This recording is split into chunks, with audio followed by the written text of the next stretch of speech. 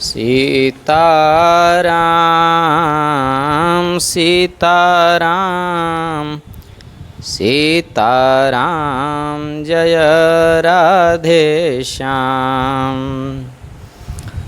ओम हनुमत आई बिराजिए कथा होत इतिहास। तुम सेवक रघुबीर के हम तव चरणन दास। राम कथा के रसिक बरा भक्तराज मति धीर। आयु लीजिए तेज पुंज रघुबीर। जत्र जत्र रघुनाथ कीर्तनं तत्र तत्र कृतमस्तकाञ्जलिं। बाष्पवारी परिपूर्णलोचनं नमत राक्षसान्तकम्।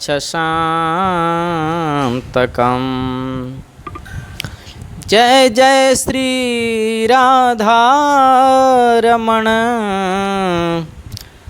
जय जय नवल किशोर। जय गोपी चित चोर प्रभु, जय जय माखन चोर। बोलिए बाल कृष्ण लाल की जय। श्रीमद्भागवत महापुराण की जय। जय जय श्री सीताराम। कल के प्रसंग में हम चर्चा कर रहे थे अर्जुन जी, भक्तराज अर्जुन और जोगेश्वर श्री कृष्ण के प्रेम की, कि कैसे तन्मयता अर्जुन में है और भगवान रीझ जाते हैं, प्रेम के बस हो जाते हैं। अब अर्जुन ऐसे रम गए द्वारिका में कि उनको कुछ भी याद नहीं है। हस्तिनापुर इंद्रप्रस्थ कुछ भी स्मरण रहा नहीं। पर यहाँ द्वारिका में परिस्थिति ऐसी बन गई महाराज कि धीरे धीरे धीरे कई समय निकल गए और स्थिति ऐसी बनी कि यदुवंशियों ने संतों का अपराध कर दिया।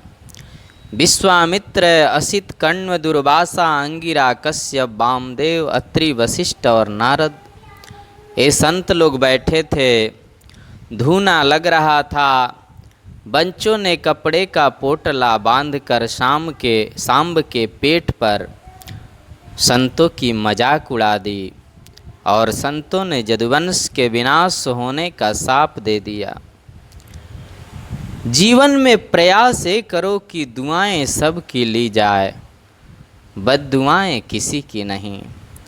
और शास्त्रों में लिखा है कि दुआ में जितनी ताकत है उतनी दवा में नहीं होती। इसलिए महापुरुषों के सम्मुख जब भी जाएं, उनको नमन करें, उनके सामने झुकें, प्रणाम करें। हमारा ऐश्वर्य बढ़ेगा, श्री वृद्धि होगी, जस की प्राप्ति होगी। संतों को, ब्राह्मणों को, आचार्यों को नमन करना चाहिए। बच्चों से गलती हो गई, यदुवंशी राजकुमारों से अपराध हो गया और लौह पिंड को पीसकर समुद्र किनारे डाल दिया। वो समुद्र के किनारे एरका नाम की घास बनकर पूरे जंगल में फैल गई और यदुवंशियों में झगड़ा शुरू हो गया। एक दूसरे को मारने लगे। कहते हैं अर्जुन वहीं है, कृष्ण बलराम बचाने को दौड़े, किसी ने सुनी नहीं और लड़ते लड़ते पूरे यदुवंश का विनाश हो गया।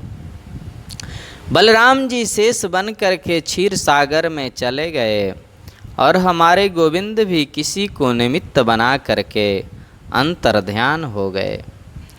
प्यार से बोलिए जय श्री कृष्णा, जय सिया राम, नारायण हरि। अर्जुन तो गोविंद की भारजाओं को लेकर के आ रहे थे वृंदावन। कन्हैया ने कहा था कि तुम हमारी पत्नियों को वृंदावन ले जाना, किशोरी राधा रानी की सन्निधि इनको प्राप्त होगी तो कल्याण हो जाएगा। अर्जुन लेकर के आ रहे थे तो स्वयं गोविंद ही गोप बन करके गए, अपनी पत्नियों को लूट लिया, ये बताने के लिए कि तेरा गांडीव धनुष भी मेरे बिना किसी काम का नहीं। अर्जुन को तो ऐसा लगा जैसे हम लूट गए। यहाँ परीक्षित बड़े हो रहे हैं। यद्यपि श्री विदुर जी महाराज आज आए थे हस्तिनापुर में और सांकेतिक भाषा में उन्होंने थोड़ा सा युधिष्ठिर जी को संकेत किया भी, और विदुर ने आकर के धृतराष्ट्र को बहुत फटकार लगाई, बहुत डांट लगाई। अपने बेटा कोई रहा नहीं, तो अब जिनको तुम मारना चाहते थे उनके हाथों का भोजन करके पड़े रहते हो। अहो महीयसी जंतो जीवितासा यथा भवान, भीमापवर्जितं पिंडम आदत्ते गृहपालवत्। ऐसी जीने की इच्छा, तुम्हारे पुत्र सब समाप्त हो गए तो पांडवों के घर का भोजन करके पड़े रहते हो, शर्म नहीं आती। धृतराष्ट्र के मन में ऐसा प्रबल वैराग्य आया, पत्नी गांधारी को लेकर वन को चले गए। युधिष्ठिर जी सवेरे प्रणाम करने गए, बोले ताऊ जी कहाँ चले गए, बहुत रोए।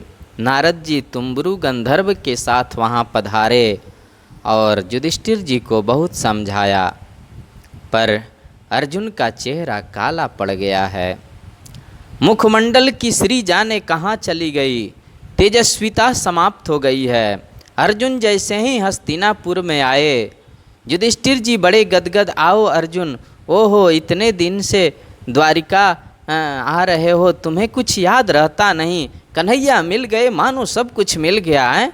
अरे भाई तुम्हारे भाई भी रहते हैं यहाँ, माता भी रहती हैं, और देखो तुम्हारा पोता परीक्षित बड़ा हो रहा है, बहुत समझदार है, उम्र से 15 साल आगे चल रहा है भैया। ये तो बहुत ही बुद्धिमान है, रोज़ प्रणाम करता है, हम लोगों के पास बैठता है, हमारी सारी बातें सुनता है, बड़ा गंभीर है ये। और कैसे हैं कृष्ण, क्या बात है अर्जुन, तू बोलता क्यों नहीं है? वसुदेव जी स्वस्थ हैं ना? वसुदेव और वासुदेव दोनों ही ठीक है ना? मामी जी देवकी जी एकदम अच्छी हैं ना? उग्रसेन महाराज और जदुवंशी जितने भी हैं सब सानंद है ना? लेकिन क्या बात है, तू बोलता क्यों नहीं है? मैं इतने देर से बोले जा रहा हूँ, बोले ही जा रहा हूँ, तू कुछ नहीं बोल रहा है, क्या बात है? और तुम्हारे तेज चेहरे का कहाँ चला गया? नष्ट तेजो विभासी में। मानव के चेहरे के तेज नष्ट होने के 3 कारण हो सकते हैं। अगम्या नारी के संग समागम करने से भी तेज नष्ट हो जाता है। गौ माता का गलती से भी अपमान कर दिया जावे या बहुत बड़ा अपराध हो जाए तो भी शरीर का तेज नष्ट हो जाता है। या जिसके सामने, जिसके बिना जीवन में हमने रहना नहीं सीखा, वो हमें हमेशा को छोड़ करके चला जाए तो भी तेज नष्ट हो जाता है। ऐसी कोई गलती तुमसे तो नहीं हो गई। इतनी बात सुनी थी कि अर्जुन धड़ाम से युधिष्ठिर के चरणों में गिर पड़े और रोने लगे। वंचितो हम महाराज हरिणा बंधुरूपिणा, जेन में अपहृतं तेजो देव विस्मापनम महत्। भाई जी हम तो अब लूट गए, हमारे प्राण बल्लभ जोगेश्वर कृष्ण हमें छोड़ के चले गए। अपने चरणों का आश्रय प्रदान करने वाले मेरे जगदीश्वर, मेरे गोविंद हमें अनाथ छोड़ करके चले गए। जत्संश्रया द्रुपदगेहमुपागतानां राज्ञां स्वयंवरमुखे स्मरदुर्मदानां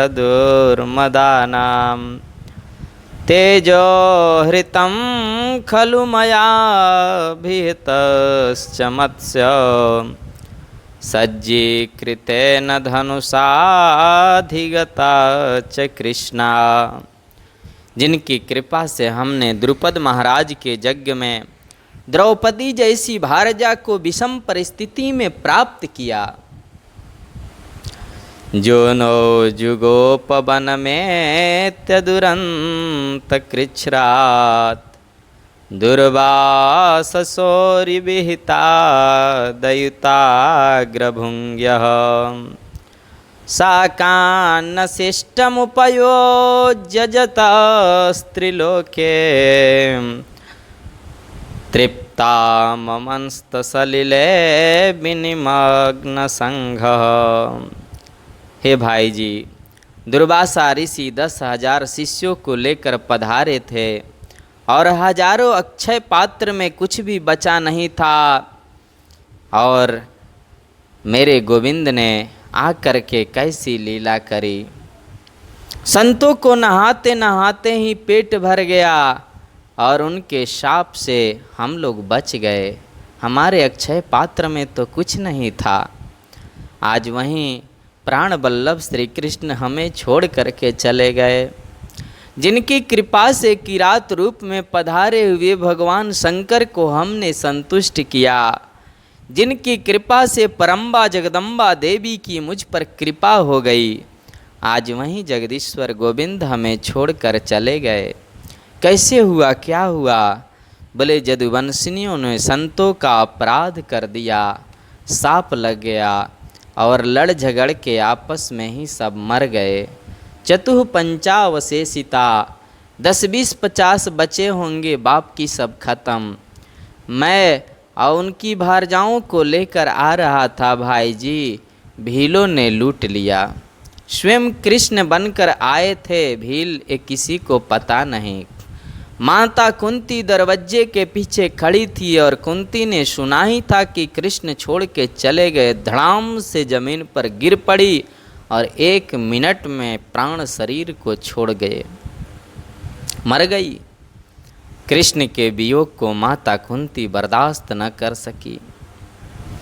2 व्यक्ति ऐसे भक्त हुए जो प्रभु के वियोग को सहन नहीं कर पाए।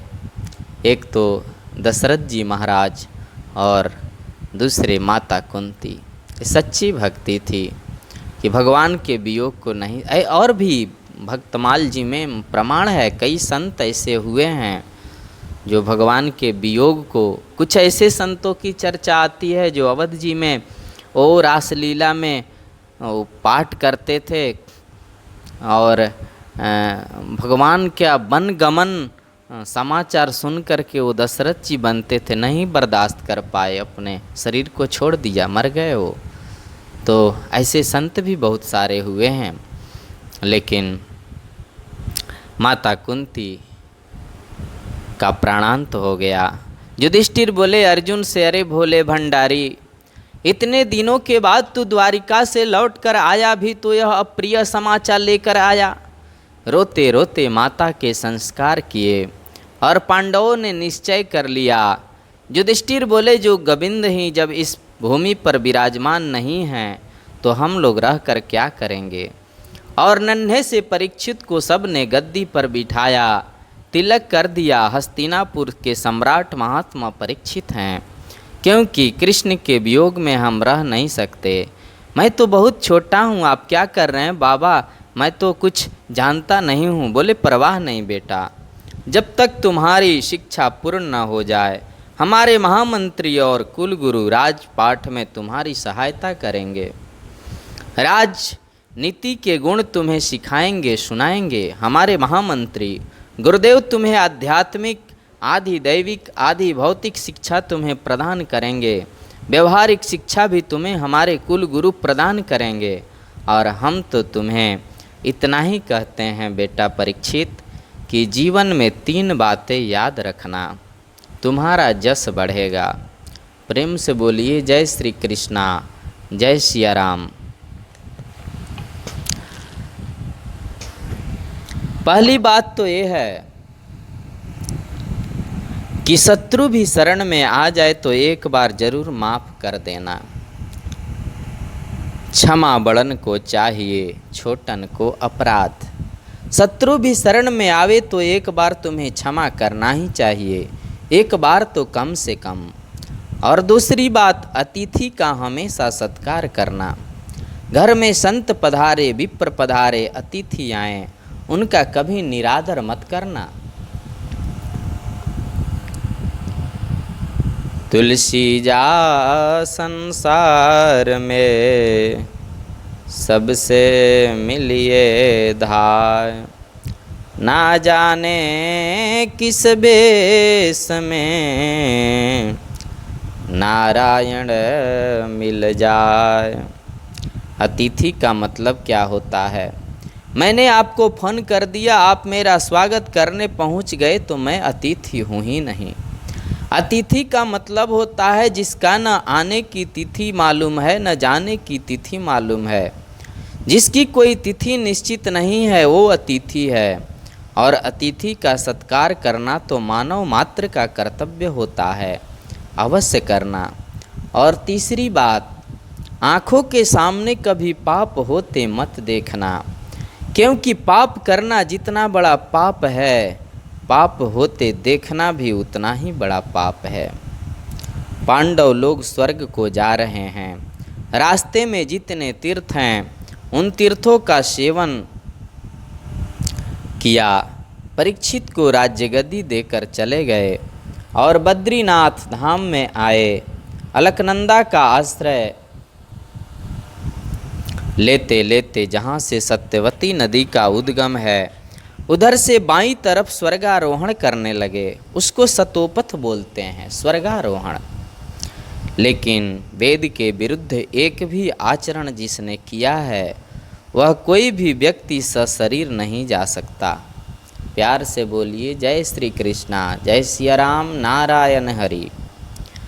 पांडव लोग जब स्वर्ग को प्रस्थान कर रहे थे ना, तो नकुल सहदेव दोनों भाई बीच में गिर पड़े और मृत्यु हो गई। भीमसेन ने पूछा, भाई जी हमारे लघु भ्राता क्या हुआ, क्यों मर गए? बोले, इनमें एक को सुंदरता का अभिमान था, एक को गणित विद्या का अभिमान था, इसलिए सशरीर ये स्वर्ग नहीं जा सकते। थोड़ा और आगे गए, महारानी द्रौपदी का पतन बीच में हो गया। भाई जी इनका पतन बीच में क्यों हो गया?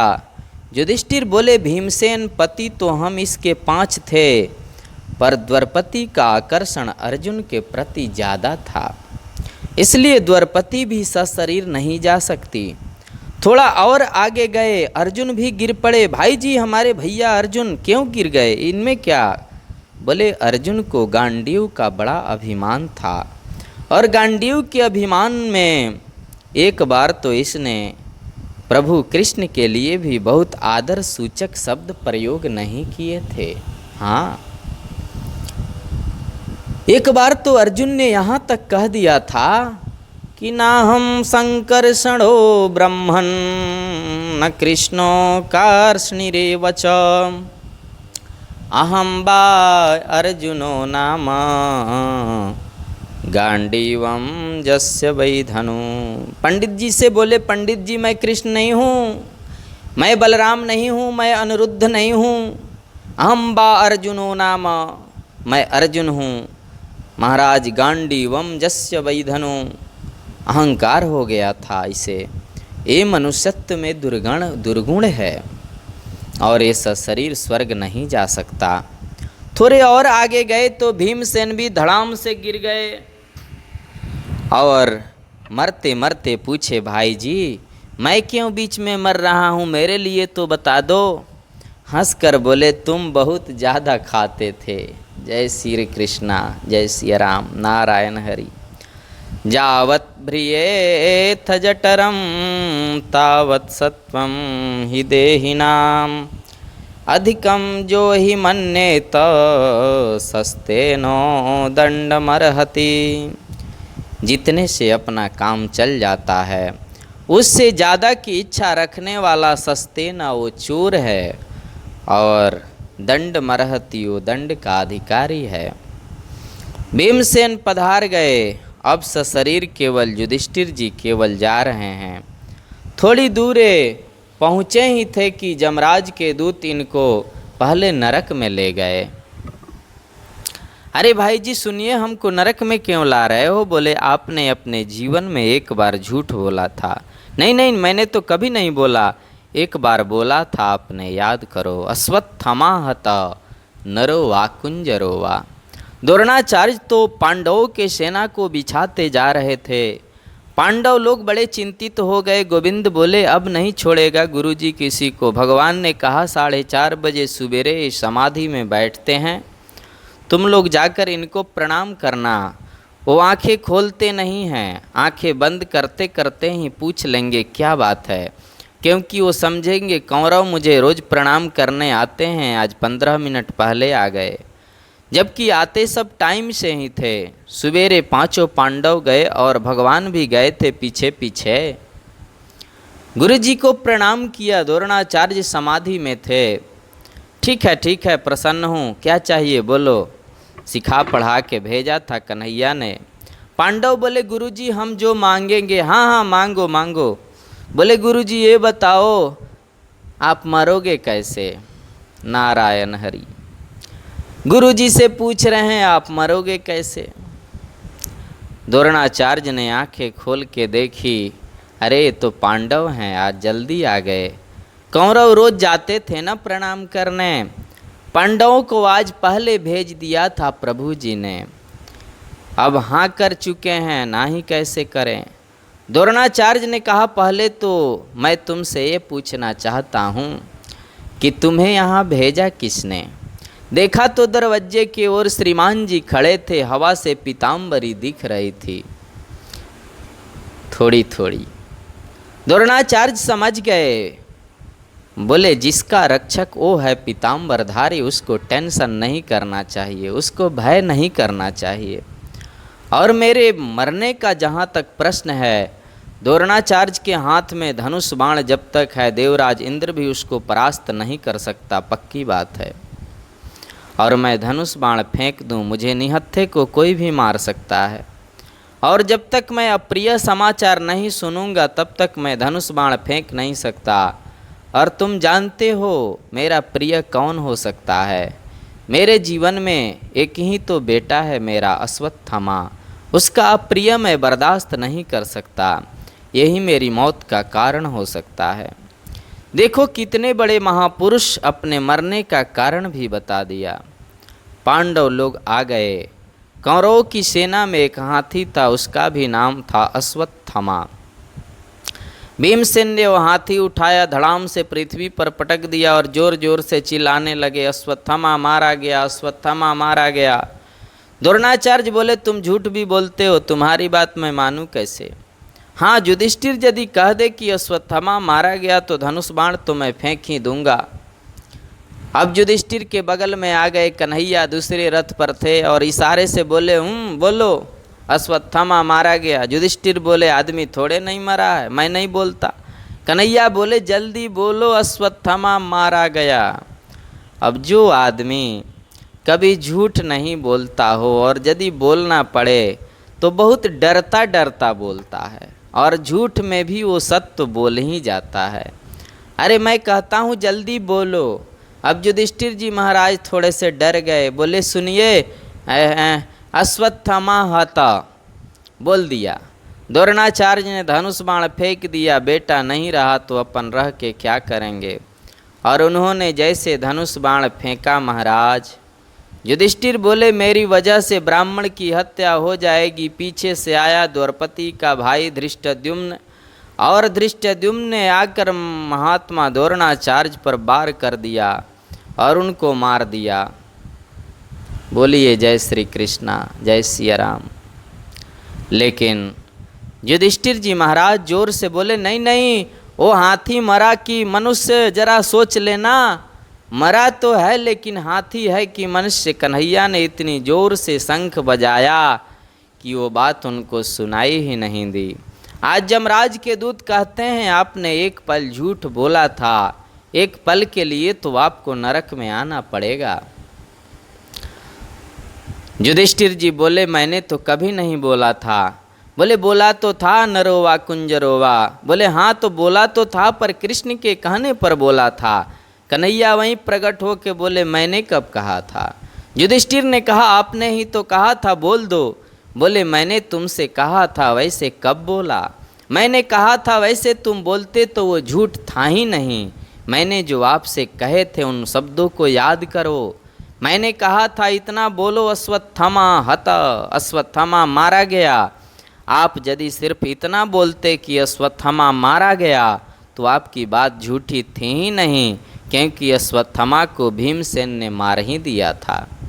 अबे तो आपसे कोई पूछ नहीं रहा था कि हाथी मरा कि मनुष्य, ये अपने तरफ से नन्नू नचर क्यों लगाया तुमने। भीमसेन ने अश्वत्थामा मार दिया, बात खत्म। आप बोल देते अश्वत्थामा मारा गया, आपकी बात झूठी थी ही नहीं, पर अपनी तरफ से पीछे वाली लाइन क्यों जोड़ दी। जितना मैंने कहा था उतना ही बोलना था। युधिष्ठिर बोले दंडवत करता हूँ, तुम्हारी कौन जीते तुमसे। एक क्षण नरक दर्शन करके युधिष्ठिर जी सीधे स्वर्ग को पधारे। वो तो धर्मराज हैं, धर्म की गद्दी पर प्रतिष्ठित हुए। अब प्रश्न ये उठता है, एक बार झूठ का ये परिणाम है, और वो भी किसी के कहने से, अपनी तरफ से नहीं, तो भी उनको 1 मिनट नरक दर्शन करना पड़ा, तो कभी हम अपने को खोजें। बोलिए जय सिया राम। हमारी हालत क्या है, इस कथा से हमको यही शिक्षा मिलती है। एक पल झूठ बोलने वाला, और वो भी युधिष्ठिर साक्षात धर्मराज, उसको भी नरक दर्शन करना पड़ा, तो फिर हमारी स्थिति क्या है। कभी कभी आत्ममंथन करें, अपने आप में खोजें कि हम कितना जीवन में झूठ बोलते हैं। जब तक झूठ नहीं बोले तब तक हमारा काम ही नहीं होता है। कभी कभी तो यहाँ भी कुछ लोग गुरु भगवान के शिष्य हैं, वो लोग भी आश्रम में भी झूठ बोल जाते हैं, और साधारण छोटी सी वस्तु के लिए, अपनी बड़ाई करवाने के लिए। भैया ये अच्छी बात नहीं है। ऐसे विशाल हृदय वाले गुरु के शिष्य हैं आप, ऐसे कल्प वृक्ष के छत्र छाया में हैं। 84 लाख जूनियाँ मिट जाएंगी यदि सत्य का आश्रय लेंगे और गुरुदेव भगवान पर विश्वास करके चलेंगे। यहाँ कम से कम झूठ नहीं बोलिए, तो ये आश्रम, वैसे भी आश्रम में किसी जुग का प्रभाव नहीं होता है यदि सत्य का आश्रय लिया जाए। क्योंकि भागवत जी के प्रारंभ करने में ही मैंने प्रथम कहा था कि सत्यम परम धीमहि। व्यास जी ने किसी को प्रणाम नहीं किया, केवल सत्य को प्रणाम किया, क्योंकि सत्य ही ईश्वर हैं, सत्य ही नारायण हैं। इसलिए हमेशा सत्य का आश्रय लें और छल कपट त्याग करके भगवान को भजें। प्रेम से बोलिए सद्गुरुदेव भगवान की जय, देवराहा बाबा सरकार की जय, मोर मुकुट बंसी वाले की जय, इष्ट देव श्री रामचंद्र भगवान की जय, हनुमान जी महाराज की जय, परम गुरुदेव शंकर भगवान की जय। हर हर महादेव शंभो नमः पार्वती पतये।